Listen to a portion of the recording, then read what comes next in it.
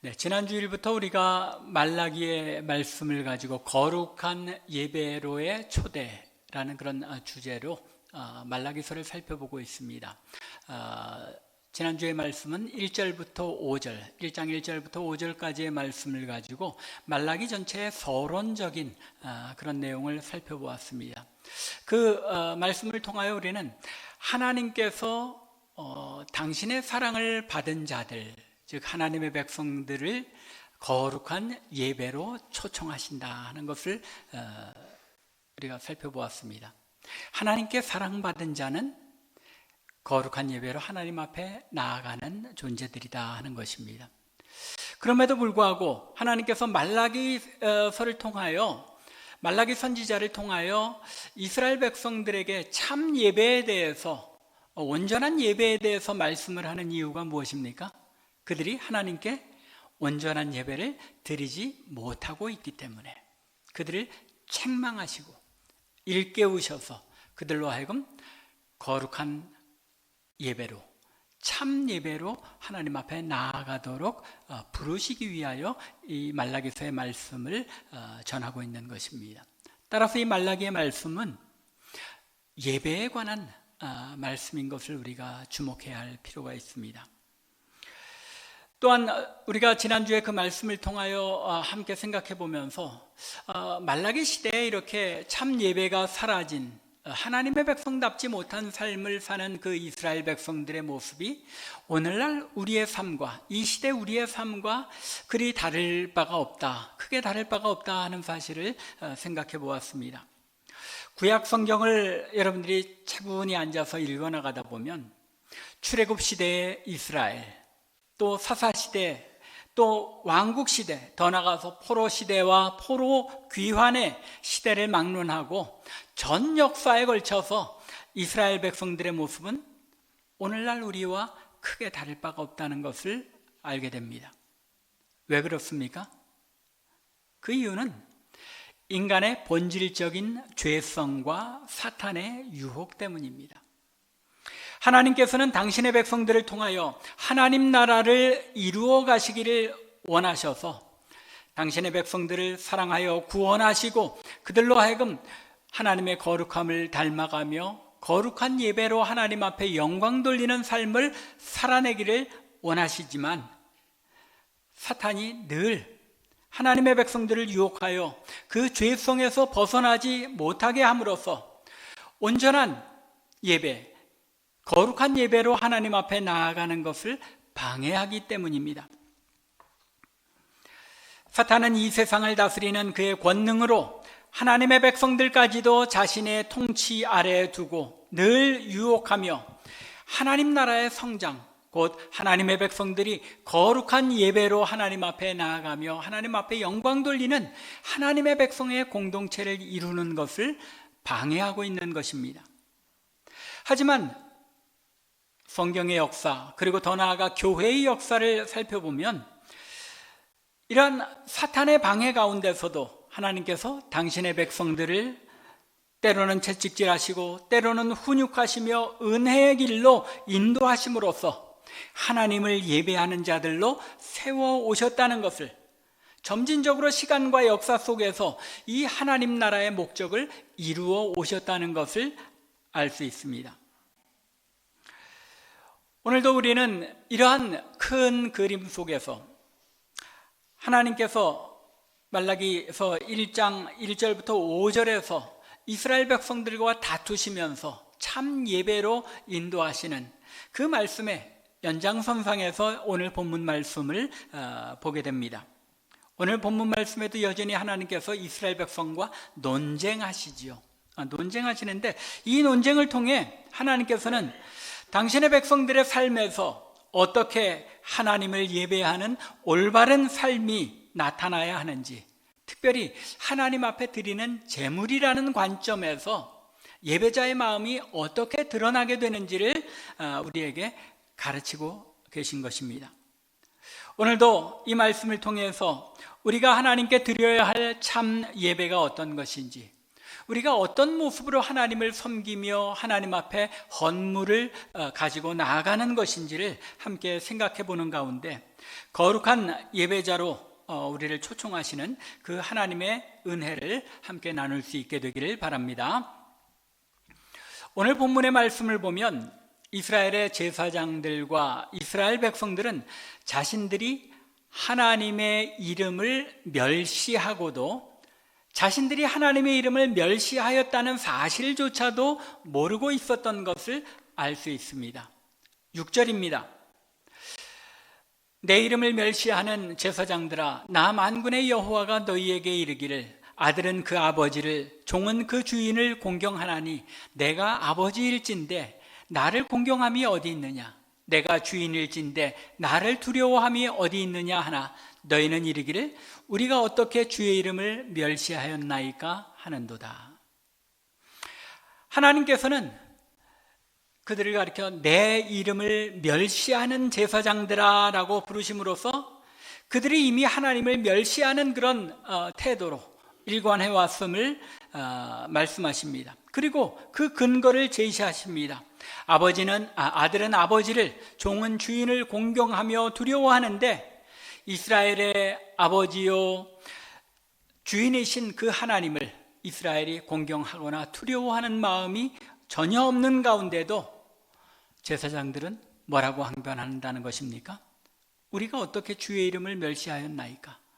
우리가 하나님 앞에 제사 드릴 거 다 드리고 하나님 앞에 예배할 거 다 예배하지 않았습니까? 하고 하나님 앞에 항변하고 있는 것입니다.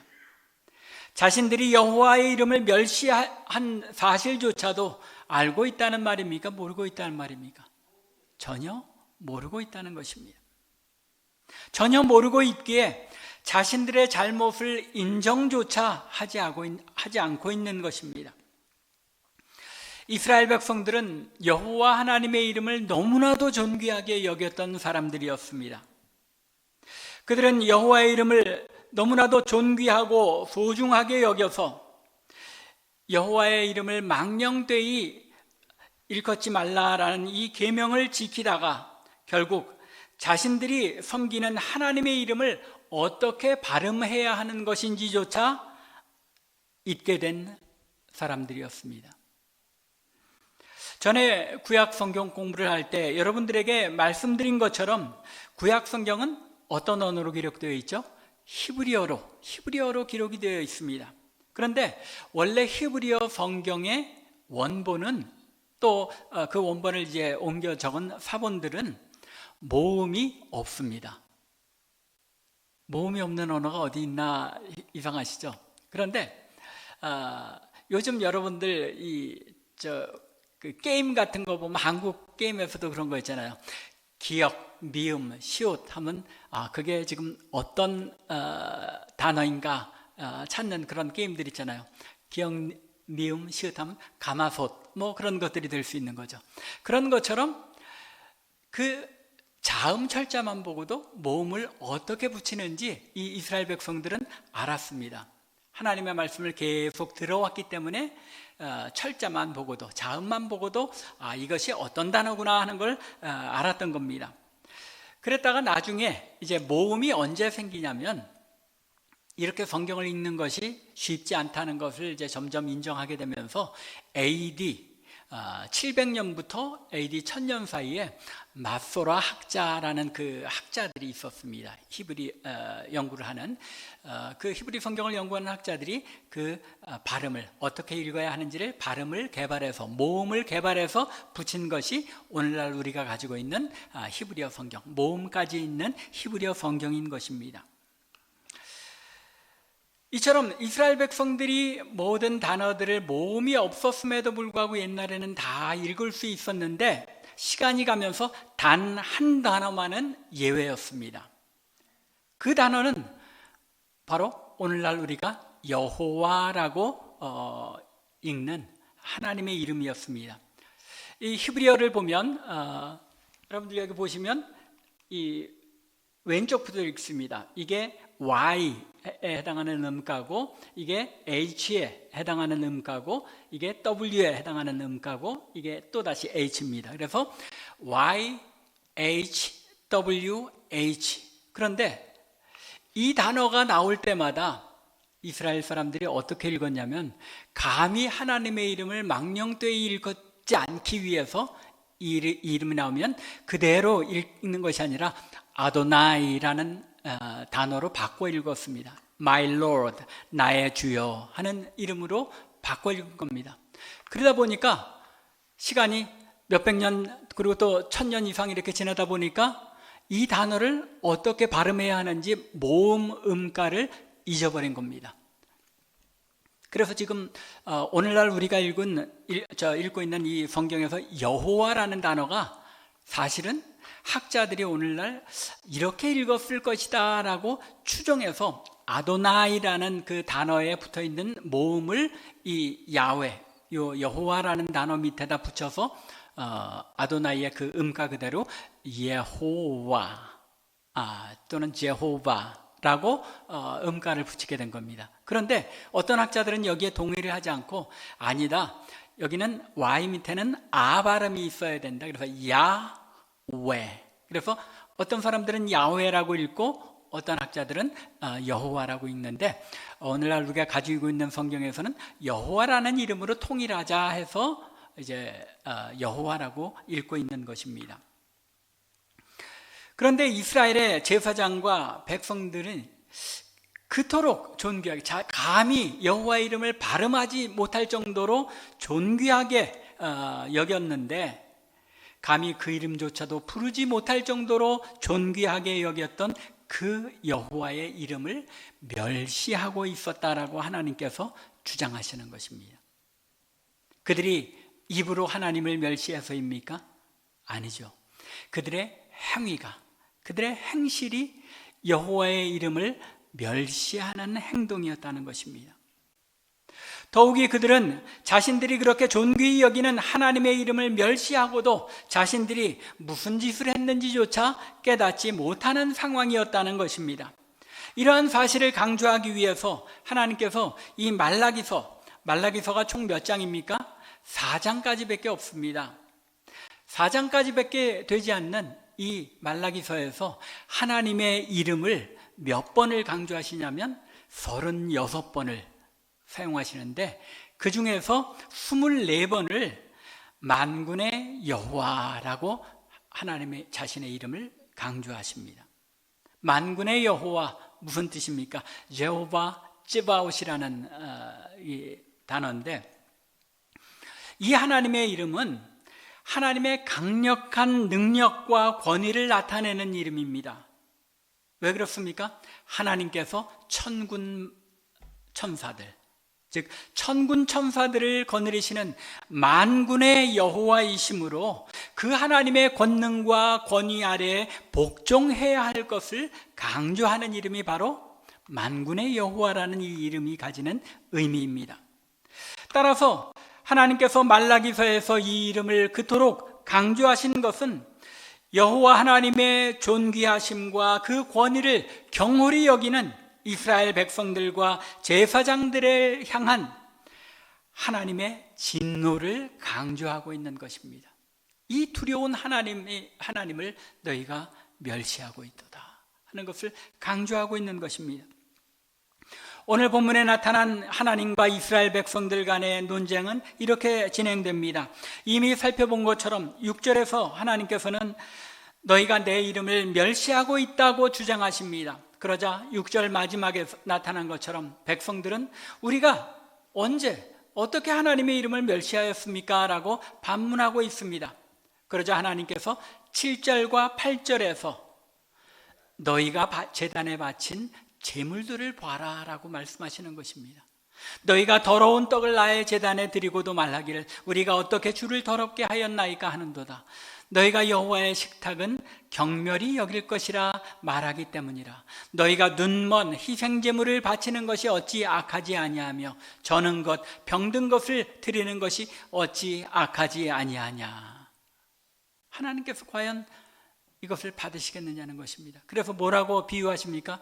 이걸 너희 총독에게라도 갖다 줘봐라. 총독이라도 이것을 받겠는가? 하물며 만군의 여호와이신 이 하나님께 너희가 이런 재물들을 가지고 나아갈 때 너희가 하나님의 이름을 경멸히 여기고 모독하는 것이 아니겠느냐라고 말씀하시는 것입니다.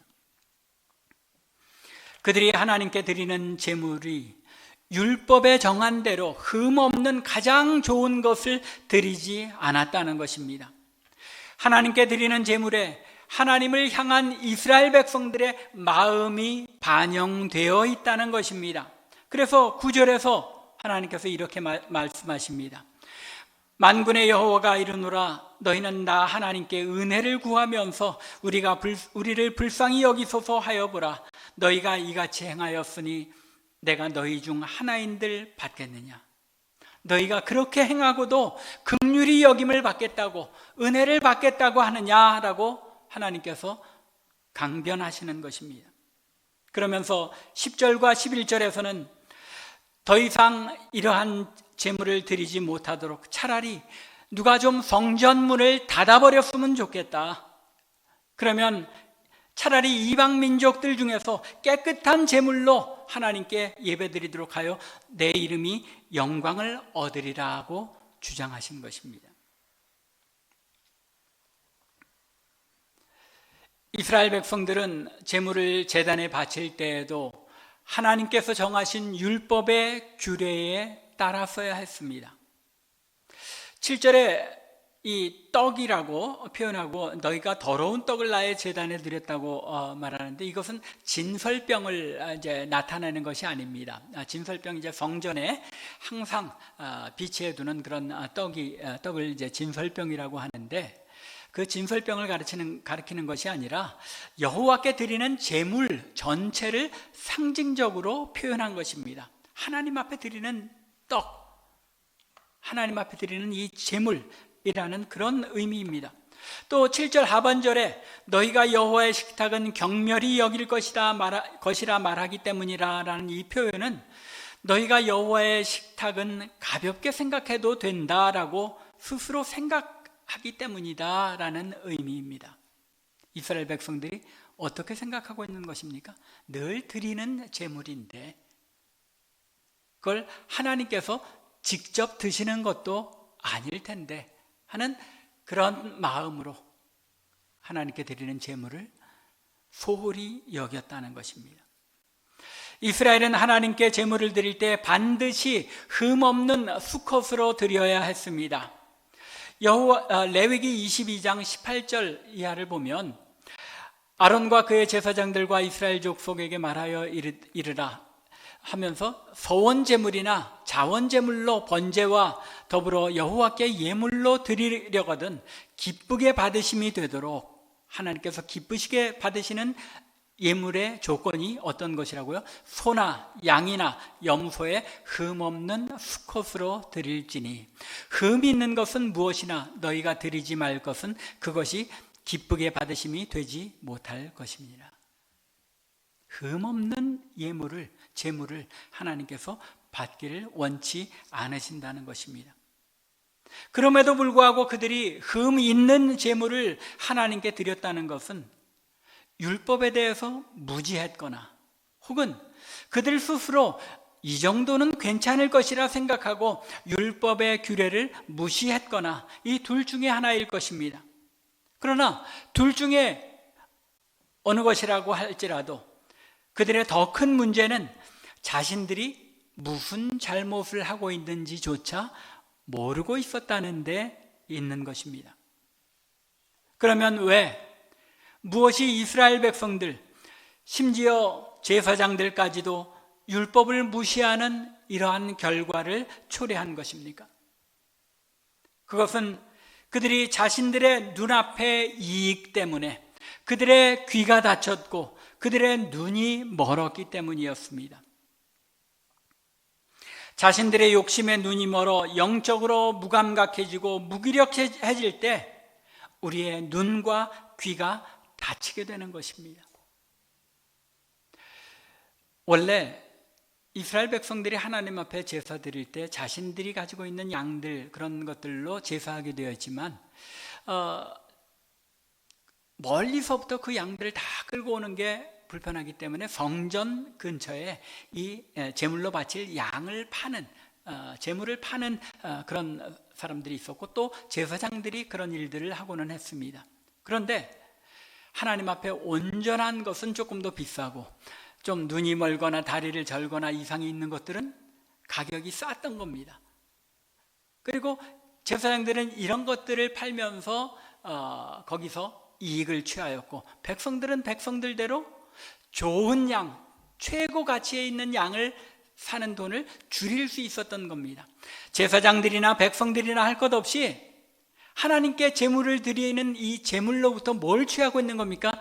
자신들의 이익을 취하는 데 급급해서 하나님께 드릴 제물을 온전한 제물로 드리지 않았다는 것입니다. 자신들의 이익을, 욕심을 채우느라고 영적으로 무감각해지고 무기력해져서 그 귀가 닫히고 눈이 멀었다는 것입니다. 그들은 분명한 하나님의 말씀, 율법이 그들에게 있었지만 자신들의 물질적인 이익을 위하여 율법의 규례들을 무시하며 하나님의 이름이 멸시받게 하였던 것입니다. 이것이 이스라엘 백성들이 자신들이 무슨 죄를 저지른 것인지조차 모르게 된 이유였습니다. 혹시 오늘날 우리도 이렇지는 않습니까? 우리의 눈과 귀도 멀어서 우리가 하나님 앞에 올바른 신앙의 삶을 행하지 못하면서도 우리가 무엇을 잘못 행하고 있는지조차 모르고 있는 시대, 그것이 바로 오늘날 우리가 살아가는 이 시대가 아니냐는 것입니다. 이스라엘 백성들처럼 교회와 말씀은 늘 우리의 주변에 있지만 그 가운데 우리의 눈과 귀가 닫혀서 영적으로 눈 멀어서 하나님의 이름이 우리 때문에 멸시를 당할 뿐만 아니라 우리로 인해 하나님의 이름이 세상에서조차 멸시를 받게 하고 있지는 않느냐는 것입니다. 코비드 이후에 많은 교회들에서 어떤 교회들은 예배가 회복되었고 또 더 진실한 그리스도인들이 다시 교회로 돌아오게 되었다라고 평가하기도 합니다. 하지만 또 한 면에서는 계속 성도의 수가 줄어들고 교회가 문을 닫는 교회들이 속출하고 있다는 것이 또 하나의 결과입니다. 인구가 감소하면서 성도가 줄어들 수밖에 없는 것도 한면 사실입니다. 하지만 교회가 교회답지 못하고 성도가 성도답지 못하게 행함으로 말미암아 많은 사람들, 특별히 젊은이들이 실망하고 교회를 떠나는 경우가 많이 있다는 것이 오늘날 통계 조사의 결과입니다. 2023년에서 24년 1년 동안 한국에서 가장 큰 교단인 합동과 통합, 이 두 교단 각기 교인이 10만 명씩 줄었다고 합니다. 그저 한 300~400만 명 그렇게 이제 됐던 그런 교단들인데 상당히 큰 퍼센티지가 지금 줄어들고 있는 겁니다. 매년 그렇게 줄어간다면 얼마지 않아? 이 큰 교단들조차도 아주 교회 수도 줄어들고 교인들이 줄어들 수밖에 없다는 것입니다. 무엇이 문제입니까? 그것은 바로 성도들이 하나님의 말씀에 올바로 귀를 기울여 듣고 그 말씀대로 행하는 삶을 살지 못하고 있기 때문인 것입니다. 거룩한 예외자로서의 모습을 살아내지 못하기 때문에 세상 사람들이 성도들을 보고도 하나님의 살아계심을 도저히 그들의 삶에서 찾아볼 수가 없다는 것입니다. 왜요? 하나님을 두려워하는 삶을 살고 있지 않기 때문에. 말씀에 대해 올바르게 해석하고 이해하려는 것이 아니라 내가 듣기 좋은 대로 이해하고 해석하는 변질된 복음에만 익숙해 있기 때문입니다. 과연 나는 하나님의 말씀에 올바르게 귀 기울이며 나의 영적인 눈과 귀가 하나님의 말씀에 예민하게 바르게 반응하고 있는지를 늘 우리들 자신을 살펴보아야 하는 것입니다. 간절히 원하기는 우리 참빛교회 성도들은 늘 하나님의 말씀에 비추어 우리의 영의 눈과 영의 귀가 열려있는 그런 복된 하나님의 백성의 삶을 감당할 수 있기를 주님의 이름으로 간절히 축원합니다. 하나님께서는 이스라엘 백성들로부터 가장 좋은 것, 최선의 것, 흠없는 재물을 원하셨습니다. 사실 이 포로에서 돌아온 이 말라기 시대의 이스라엘 백성들의 삶은 곤고했던 것이 사실입니다. 외국에서 수십 년 살다가 돌아와서 자기 땅에 이제 정착하는, 물론 귀족들은 거기서도 많은 삶을 누리고 많은 재물을 가지고 돌아왔겠죠. 그러나 일반 서민들은 고향에 돌아와서 다시 정착하는 과정에 굉장히 궁핍한 생활을 살 수밖에 없었을 것입니다. 포로에서 돌아와 성벽을 재건하고 성전을 재건하느라 지치고 궁핍한 삶 가운데 있었던 것입니다.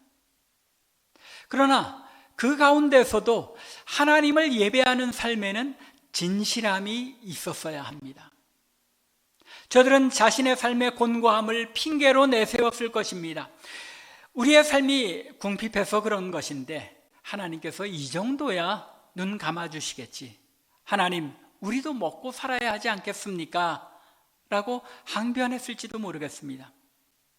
그런데 어쩌다 한번 정말 어쩔 수 없는 상황 속에서 내가 가진 최선으로 살 수 있는 재물이 조금 흠이 있는 것이기 때문에 바친 것이었다면, 하나님께서 나중에 신약을 보면 예수님께서 과부의 2렙돈을 하나님께서 어떻게 여기셨다고 말씀합니까? 그 2렙돈을 귀히 여기셨다고 말씀하거든요.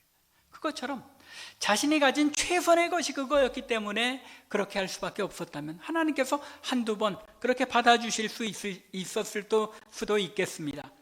하지만 그러한 재물을 바치는 예배의 삶이 반복되고 일상의 삶이 된다면 그것은 바로 하나님의 식탁을, 하나님의 이름을 멸시하는 행위가 되고 마는 것입니다. 그들이 자신들의 가진 것 중에 가장 좋은 것을 예물로 드리며 하나님을 예배해야 한다는 것은 자신을 하나님께 드린다는 것을 상징하는 표현이었습니다. 그렇죠. 우리가 하나님 앞에 나올 때 나의 가장 좋은 것을 드리는 그것이 하나님, 내 모든 것을 하나님 앞에 드린다 하는 그런 우리의 신앙의 고백이 된다는 것입니다. 그리고 또 이러한 자신의 좋은 것을, 최선의 것을 하나님 앞에 드린다는 그런 개념이 나중에 예수 그리스도께서 이 땅에 오셔서 자신의 몸을 하나님께 드리는 참 예배, 이 참 예배를 보여주는 모형이었던 것입니다. 구약의 제물을 하나님 앞에 드리는 것, 그것은 예수께서 오셔서 가장 좋은 것으로, 가장 귀한 것으로 우리의 죄를 위하여 하나님 앞에 드리심으로써 우리를 구속하신 그 구속 사건, 구속의 예배의 본복이었다는 것입니다. 그러므로 9절의 말씀, 곧 너희가 이같이 행하고도 내게 긍휼히 여김을 받겠느냐 하는 말씀은 너희가 좋은 제물로 예배해야만 긍휼과 은혜를 베풀겠다는 말씀이 아니라, 즉 좋은 것을 바치는 것이 하나님의 긍휼히 여기심을 받는 조건이 아니라, 저들이 참다운 것으로, 가장 좋은 것으로 하나님을 예배함으로써 하나님과 올바른 관계가 이루어질 때에 하나님께서 저들을 긍휼히 여기시고 그들을 돌보신다는 하나님의 은혜의 약속인 것입니다.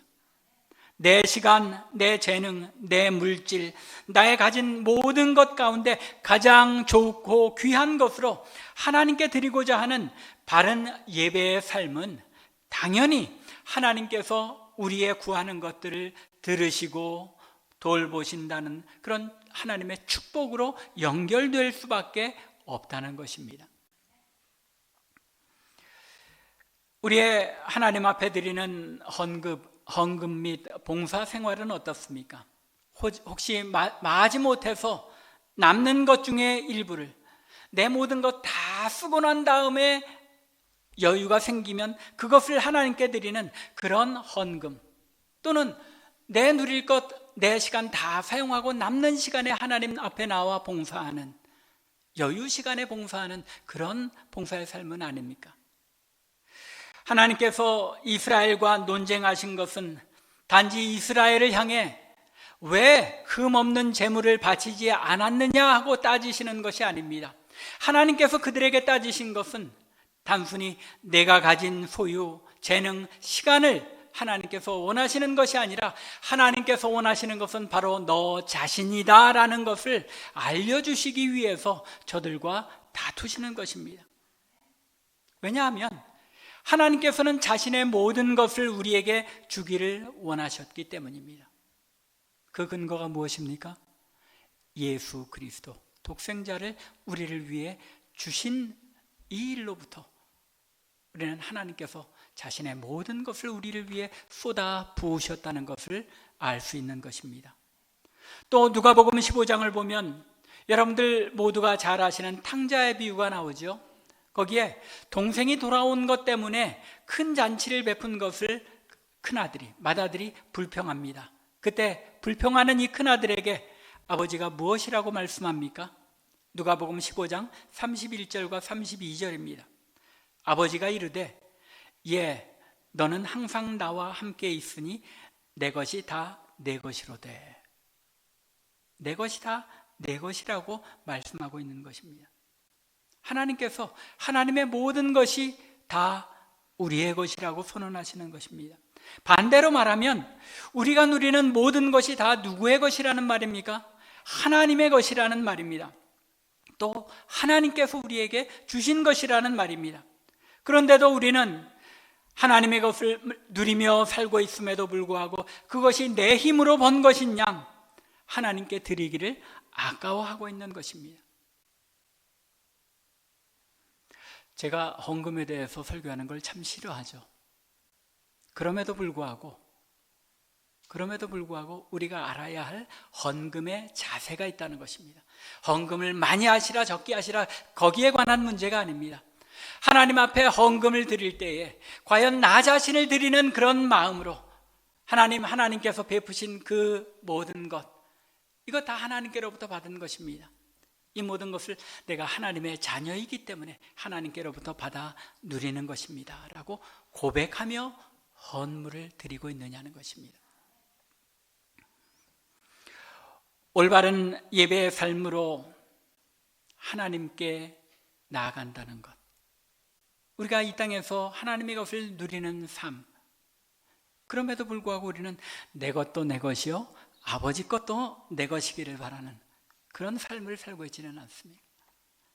내 모든 것이 아버지의 것이고 아버지의 모든 것이 내 것이 되어 누리는 삶, 이런 복된 삶을 우리 모두가 누릴 수 있기를 바랍니다. 마지막으로 하나님께서는 너희가 바른 예배를 드리지 않으면 다른 자를 내세워 내 영광을 나타내리라 라고 말씀하십니다. 이것이 성경의 역사죠. 구약의 이스라엘 백성들이 하나님의 뜻을 올바로 행하지 못하고 예수 그리스도를 영접하지 않았기 때문에 사도 바울을 통하여 하나님께서 이방인들에게 이 놀라운 복음이 전파되게 하셔서 오늘 본문 말씀에서 언급하고 있는 것처럼 해 뜨는 곳부터 해 지는 곳까지 여호와의 이름이 높임을 받으시는 이 교회 시대가 된 것입니다. 우리가 그 자리에 참여하게 된 것입니다. 또 교회의 역사를 보면 한국 교회가 부흥할 때에 그때는 비록 가난함에도 불구하고 성도들이 자신의 가장 좋은 것으로 하나님께 드리며 하나님께 영광 돌리는 그런 시대였던 것을 알 수 있습니다. 또 자신밖에 드릴 것이 없어 자신을 하나님 앞에 온전히 드리겠다는 마음으로 나아갔을 때 하나님께서 한국 교회를 축복하시고 영광을 받으시고 들어서 쓰셨던 것입니다. 그런데 그 영광을 이제는 잃어버리고 있지 않느냐는 것입니다. 말씀을 마무리하겠습니다. 많은 경우에 우리는 예배의 어떤 형식을 무시하고 우리가 내용만 있으면 되지 않느냐, 요즘 젊은이들 가운데 많이 그렇죠.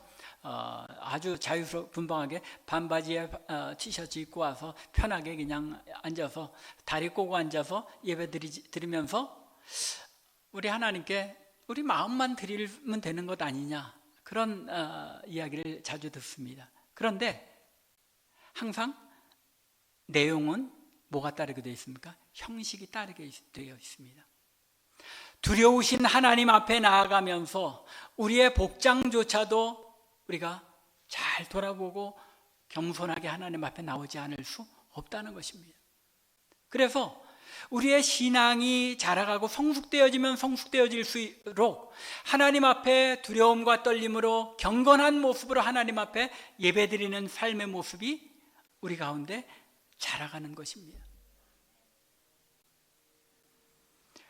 우리가 모여 예배드리는 것이 전지전능하시고 나를 사랑하셔서 독생자를 아끼지 아니하시고 나를 위하여 피 흘려 죽게 하신 아버지께 나아가 예배하는 것임을 잊지 않는 성도가 주일에 반바지 바람으로 슬리퍼 신고 와서 예배드리지는 않을 것이라는 말입니다.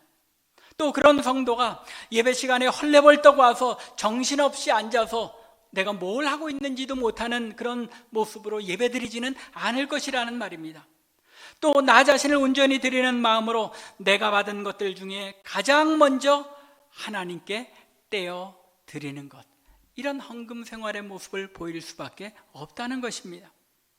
오늘 본문 말씀을 통해 하나님께서는 우리의 섬김과 봉사 그리고 헌물의 자세에도 이러한 예배자의 마음이 나타난다고 주장하시는 것입니다. 우리의 예배와 섬김, 헌금, 나아가 매일매일의 삶에 올바른 예배 자세, 예배의 삶으로 하나님의 이름을 높이는 우리 참빛교회 성도들 될 수 있기를 주님의 이름으로 간절히 축원합니다. 기도드리겠습니다.